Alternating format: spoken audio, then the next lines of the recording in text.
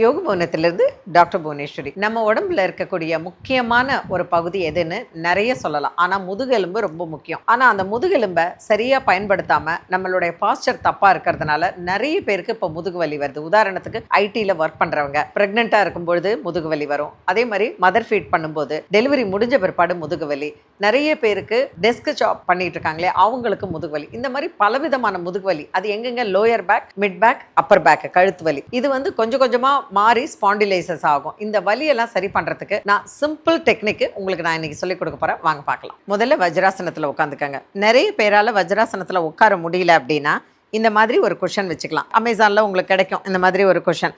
அப்படி இல்லை அப்படின்னா நீங்க என்ன பண்ணலாம்னா, டவல் இருக்கு இல்லையா, ஒரு டர்க்கி டவல், அந்த டர்க்கி டவலை இந்த மாதிரி நீங்கள் மடித்து வச்சுக்கலாம். மடித்து வச்சுக்கிட்டிங்கன்னா உங்களால் ஈஸியாக உட்கார முடியும். இப்படி உட்கார்ந்த பிற்பாடு கொஞ்ச நாள் இப்படி உட்காந்து உங்களுடைய முதுகை நல்லா ஓப்பன் பண்ணி திருப்பி க்ளோஸ் பண்ணுங்கள். இந்த ரெண்டு ஷோல்டரும் நல்லா ஓப்பன் ஆகணும், திருப்பி இப்படி க்ளோஸ் ஆகணும். Open close, open close. இப்படி பண்ணும்பொழுது முதுகெலும்பு சுற்றியில் இருக்கக்கூடிய நர்வ்ஸ் எல்லாம் நல்லா ஸ்ட்ரெச் ஆகும். அதுக்கப்புறம் நீங்கள் மெதுவாக இதை எடுத்துகிட்டு என்ன பண்ணுங்கன்னா, உங்களுடைய இந்த விரல்கள் இருக்கு இல்லையா, அதை உள்ளே வச்சுக்கோங்க. உள்ளே வச்சுட்டு நீங்கள் அந்த விரல்களை நல்லா ப்ரெஸ் பண்ணி கொஞ்ச நாள் அப்படியே உட்காருங்க. இது வந்து தெரப்பியூட்டிக் மூமெண்ட்ஸ். இதெல்லாம் இதுக்கு வந்து பேரெல்லாம் இல்லை, அதனால் மூமெண்ட்ஸ் டெக்னிக்காக நம்ம யூஸ் பண்ணிக்கலாம். இப்போ இந்த கால் விரல்களை நல்லா அப்படி ப்ரெஸ் பண்ணி அப்படி கீழே வச்சுட்டு மெதுவாக திருப்பி நீல் டவுன் பண்ணுங்கள். முட்டி போட்டுட்டு திருப்பி உட்காருங்க. இந்த மாதிரி ஒரு 5 டைம்ஸ் பண்ண பிறகு என்ன ஆகும்னா, உங்களோட ஹீல்ஸுக்கும் கீழே இருக்கக்கூடிய டோஸ்க்கும் நிறைய பிளட் சர்க்குலேஷன் ஆகும். இப்போ நீங்கள் என்ன பண்ணுறீங்கன்னா, இந்த முட்டியை கொஞ்சம் அகலமாக வச்சுக்கோங்க. இந்த முட்டியை அகலமாக வச்சுட்டு இந்த கைகளை நடுவில் வச்சுக்கோங்க. உங்களோட முட்டிக்கு நடுவில், 2 முட்டிக்கு நடுவில் கைகளை வச்சுக்கோங்க. நல்லா பெண்ட் பண்ணிவிட்டு திருப்பி உள்ளே போங்க. அப்போ என்ன பண்ணுங்கன்னா, இந்த கைகளை இப்போ உங்களுக்கு டிஸ்கம்ஃபர்ட்டாக இருந்துச்சுன்னா கொஞ்சம் ஃப்ரண்ட்டில் வச்சுக்கோங்க. இந்த 2 கைகளையும் இப்படி நல்லா ஓப்பன் பண்ணிவிட்டு திருப்பி அப், நல்லா ஓப்பன் பண்ணுங்கள். திருப்பி பெண்ட் பண்ணுங்கள். திருப்பி அப், திருப்பி பெண்ட். இது மாதிரி பண்ணும்போது அந்த லோயர் பேக்குக்கு நல்ல பிளட் சர்க்குலேஷன் போகும். அப்புறம் மெதுவாக நீங்கள் என்ன பண்ணுங்கன்னா, உங்களோட கைகளை ஃப்ரண்ட்டில் மெதுவாக கொண்டு போய் நல்லா பெண்ட் பண்ணுங்கள். பாலாசனம் எவ்வளோ தூரம் உங்களால் ஸ்ட்ரெச் பண்ண முடியுமோ ஸ்ட்ரெச் பண்ணிவிட்டு உங்களோட சின்ன வைக்க முடிஞ்சனா வைக்க, சின்ன வைக்க முடியலன்னா நெத்தியை வச்சுக்கோங்க. வச்சுட்டு கொஞ்ச நாள் அப்படியே இருங்க. இந்த பாலாசனா பண்ணிவிட்டு அதுக்கப்புறம் என்ன பண்ணுங்கன்னா, கால்களை 2 கால்களையும் சேர்த்து வச்சுக்கோங்க. 2 கைகளையும் சைடில் வச்சுக்கோங்க. தலையை நல்லா ஃப்ரண்ட்டில் கொண்டு வந்து மெதுவாக இடுப்பை தூக்குங்க. அப்படி பண்ணும்போது உங்களோட முதுகுக்கும் கழுத்துக்கும் நல்ல பிளட் சர்க்குலேஷன் போகும். அதுக்கப்புறமா காலை ஸ்ட்ரைட் பண்ணிவிட்டு நல்லா ஸ்ட்ரெச் பண்ணிக்கோங்க. ஸ்ட்ரெச் பண்ணிவிட்டு கால்களை மடக்கி செஸ்ட்டுக்கிட்ட கொண்டு வந்துட்டு நல்லா ஸ்ட்ரெச். திருப்பி அதே மாதிரி இடது காலை செஸ்ட் வரைக்கும் கொண்டு வந்துட்டு நல்லா வந்துட்டு திருப்பி 2 கால்களையும் மடித்து 2 கைகளால் பிடிச்சிட்டு கழுத்தை எலும்பை எவ்வளோ தூரம் தூக்க முடியுமோ தூக்கி ரைட், லெஃப்ட், அப், டவுன், ரைட், லெஃப்ட், அப், டவுன். இப்படி பண்ணும்பொழுது பாடியில் கரெக்டாக இந்த இடத்துக்கும் ஒரு விருன்னு ஒரு சின்ன ஒரு பிளட் சர்க்குலேஷன் போகிறத உங்களால் நல்லா ஃபீல் பண்ண முடியும். முடிச்சுட்டு என்ன பண்ணுங்கன்னா, ஒரு பக்கமாக டேர்ன் பண்ணி இந்த ரைட் ஹேண்டை உங்களோட இடுப்பு பக்கத்தில் வச்சுக்கோங்க. வச்சுட்டு லெஃப்ட் லெக்கை நல்லா ஸ்ட்ரெச் பண்ணி எவ்வளோ தூரம் ஸ்ட்ரெச் பண்ண முடியுதோ ஸ்ட்ரெச் பண்ணி கையை பின்னாடி வச்சு நல்லா பின்னால் பாருங்கள். அவ்வளோதான். அப்படி பார்க்கும்பொழுது உங்களுடைய பின்னாடி இருக்கக்கூடிய அந்த போன் இருக்கு இல்லையா, 33 போன்ஸ் நமக்கு இருக்குது பேக்கில், அது அப்படியே நல்லா ட்விஸ்ட் ஆகும். நல்லா அப்படியே ஸ்ட்ரெச் பண்ணுங்க பின்னாடி பார்த்துட்டு. அதுக்கப்புறமா கால்களை மடக்கிட்டு அதே மாதிரி திருப்பி லெஃப்டில் பண்ணிவிட்டு கைகளை இங்கே வச்சுட்டு நல்லா காலை இங்கே ஃப்ரண்ட்டில் வச்சுக்கோங்க. இது ஈஸியாக இருக்கும். ஏன்னா இங்கே உங்களுக்கு ஆதாரம் இருக்குது. இடுப்பு நீங்கள் கீழே தரையில் வச்சுருக்கீங்க, இந்த கால் இருக்குது, இந்த காலையும் நீங்கள் தரையில் தான் வச்சுருக்கீங்க. இப்போது இந்த கையை பின்னாடி கொண்டு போய் நல்லா ஸ்ட்ரெச் பண்ணுங்கள். அப்படி ஸ்ட்ரெச் பண்ண பிற்பாடு அதுக்கப்புறம் அப்படியே ரிலாக்ஸ் பண்ணிவிட்டு நம்ம இடுப்புக்கு கொஞ்சம் ரிலாக்ஸேஷன் கொடுக்கறதுக்கு என்ன பண்ணுறோம், 2 கைகளையும் இப்படி சேர்த்து வச்சுட்டு மெதுவாக இடுப்பை நல்லா ரொட்டேட் பண்ணுறோம். Clock wise 5 times, anti clock wise 5 times நல்லா ரொட்டேட் பண்ணுங்கள். பண்ணிவிட்டு அதுக்கப்புறமா காலை கீழே வச்சுட்டு மெதுவாக உங்களோட கால்களை ஸ்ட்ரெயிட் பண்ணிவிட்டு எப்பொழுதுமே ஒன்று தெரிஞ்சுக்கோங்க, முதுகு வலி கழுத்து வலி இருக்கிறவங்க அவங்க மட்டும் கிடையாது, எல்லாருமே படுக்கும்பொழுது அப்படியே படுக்கக்கூடாது. ஏன்னா நம்மளுடைய போன்னு நமக்கு வந்து உடம்பில் இருக்கக்கூடிய 206 எலும்புகளில் மொத்தம் 33 எலும்புகள் ரொம்ப முக்கியமானது. அதை நீங்கள் டைரெக்டாக இப்படி படுத்திங்கன்னா இன்ட்டு 100 இந்த இடத்துல நமக்கு ப்ரெஷர் வரும். அதனால் எப்போவுமே ஒரு பக்கமாக படுத்துட்டு அதுக்கப்புறம் தான் ஸ்ட்ரைட்டாக படுத்துக்கணும். நல்லா ரிலாக்ஸ் பண்ணிக்கோங்க. உடம்பை ரிலாக்ஸ் பண்ணிவிட்டு ஒரு 30 செகண்ட்ஸ்லேருந்து 2 மினிட்ஸ் வரைக்கும் ரிலாக்ஸ் பண்ணிக்கோங்க. ரிலாக்ஸ் பண்ணிவிட்டு கால்களை சேர்த்து வச்சுக்கோங்க. உங்கள் வலது காலை மடக்கிட்டு வலது காலை கொண்டு வந்து என்ன பண்ணுங்கன்னா உங்களோட இடது முட்டி பக்கத்தில் கொண்டு வந்து வைங்க. வச்சுட்டு இதை நல்லா இந்த கையை கொண்டு வந்து நல்லா ஸ்ட்ரெச் பண்ணுங்கள். இடுப்பை நல்லா ஸ்ட்ரெச் பண்ணும்போது அப்படியே அங்கே ஒரு 30 செகண்ட்ஸ் டு 1 மினிட் அப்படியே இருங்க. நல்லா மூச்சை இழுத்து விடுங்க. திருப்பி ஸ்ட்ரெயிட் பண்ணிவிட்டு ரிலாக்ஸ் பண்ணுங்கள். அதே மாதிரி லெஃப்ட்டு இந்த கையை ஸ்ட்ரெயிட்டாக வச்சுக்கோங்க. இந்த காலை இப்படி வச்சு நல்லா ட்விஸ்ட் பண்ணுங்கள். அதே மாதிரி காலை முட்டி மேலே வச்சிடாதீங்க. முட்டி பக்கத்தில் கீழே தரையில் கொண்டு வந்து அந்த பக்கம் கொண்டு வந்து வச்சுக்கோங்க.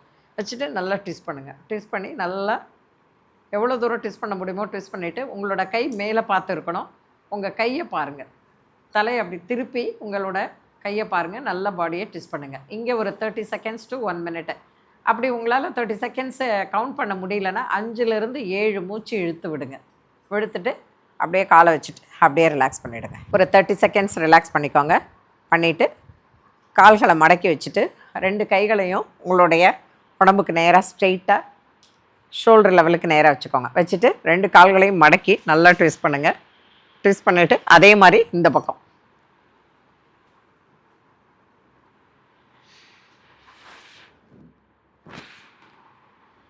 அப்படியே ரிலாக்ஸ் பண்ணிக்கோங்க. ரிலாக்ஸ் பண்ணிவிட்டு 2 கால்களையும் ரிலாக்ஸ்டாக வச்சுக்கோங்க. அடுத்தது 2 கால்களையும் சேர்த்து வச்சுக்கிட்டு உங்களுடைய வலது காலை மடக்கி நல்லா செஸ்ட்டுக்கிட்ட கொண்டு வந்து வச்சுக்கோங்க. தலையை மட்டும் தூக்காதீங்க. முதுகு வலி கழுத்து வலி இருக்கிறவங்க தலையை தூக்கி எந்த ஆசனா பண்ணாலும் உங்களுக்கு கழுத்து வலி இன்னும் ஜாஸ்தி ஆகிடும். அதனால் அப்படியே வச்சுக்கோங்க. அப்படியே வச்சுட்டு நல்லா ரிலாக்ஸ் பண்ணிக்கோங்க. அதே மாதிரி லெஃப்ட் லெக் எவ்வளோ தூரம் கிட்ட கொண்டு வர முடியுமோ கொண்டு வந்துட்டு ரிலாக்ஸ் பண்ணிக்கோங்க. ஒரு 3லேருந்து 5 மூச்சு இழுத்து விட்டுக்கங்க. விட்டுட்டு ரிலாக்ஸ் பண்ணிவிட்டு எப்போவுமே முதுகு வலி இருக்கிறவங்க கழுத்து வலி இருக்கிறவங்க அதே மாதிரி இடுப்பு வலி இருக்கிறவங்க காலை அப்படியே தூக்கக்கூடாது. காலை எப்போவுமே கீழே தரையிலேருந்து இழுத்து தான் தூக்கணும். அதே மாதிரி இடது கால் தூக்கு. அதே மாதிரி இப்போ 2 கால் தூக்குறீங்கன்னா முதல்ல வலது காலை மடிச்சுட்டு அப்புறம் இடது காலை மடிக்கணும். சாதாரணமாக நீங்கள் அப்படி தூக்குனீங்கனாலே இந்த இடத்துல இன்னும் ப்ரெஷர் ஜாஸ்தி ஆகும். அதனால் 2 கால்களையும் இப்படி தூக்கி வைக்காமல் 2 கால்களையும் ஸ்ட்ரெயிட்டாக கீழே தரையிலேருந்து மெதுவாக ட்ராக் பண்ணி இழுத்துக்கோங்க. இழுத்து இப்படி வச்சுட்டு நல்லா உங்களுக்கு ரிலாக்ஸ்டாக இருக்கும்போது காலை மடக்கி செஸ்ட்டுக்கிட்ட கொண்டு வந்து வச்சுக்கோங்க.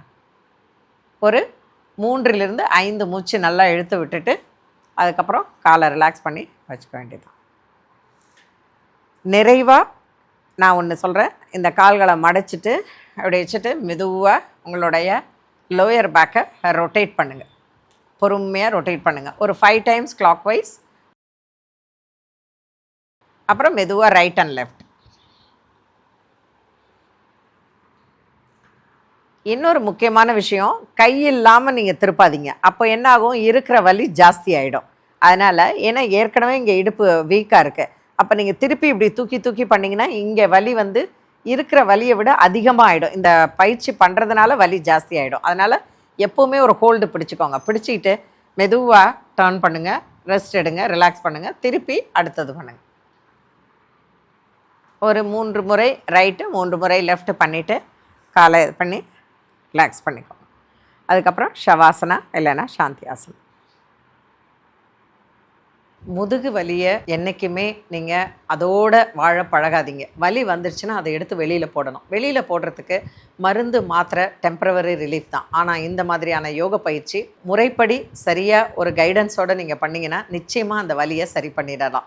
அது மட்டும் இல்லாமல் ஃபஸ்ட்டு 3 ஸ்டேஜ் இருக்குது. அதாவது வலியை வந்து குறைக்கிறது, 2வது வலியை சுத்தமாக சரி பண்ணுறது, 3வது அந்த இடத்த ஸ்ட்ரெங்தன் பண்ணுறது. இது 3 முடிஞ்ச பிற்பாடு 4வது இருக்குது. என்னென்னா எந்த ஆசனாலாம் பண்ணால் வலி வருமோ அதை பண்ணி ஸ்ட்ரெங்த்தாக இருக்கா அப்படிங்கிறத செக் பண்ணிக்கிறது.